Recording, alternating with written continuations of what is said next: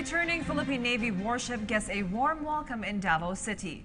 The vessel is the BRP Gregorio del Pilar, which took part in an international maritime defense activity in Singapore. Kirby Cristobal reports.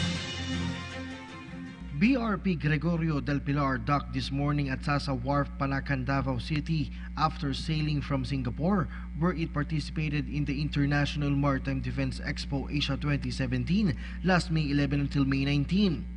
226 personnel who belong to the Naval Task Group 80.5 of Fleet Marine Ready Force were aboard the flagship of the Philippine Navy. Different activities were participated by the Philippine contingent, including the signing of a memorandum of agreement between the two nations to boost the maritime security in respected areas. Nung nandun tayo sa Singapore, marami tayong nagawa. Nagkaroon tayo ng memorandum of understanding with regard to information about white shipping. So yung white shipping is yung exchange of information para mas lalo nating mapaigting yung seguridad sa ating mga commercial vessels na tumatawid from Pilipinas to Singapore. The barko ng Republika ng Pilipinas Gregorio del Pilar will remain in Davao Port until next Wednesday, May 31 for the celebration of the Philippine Navy's anniversary.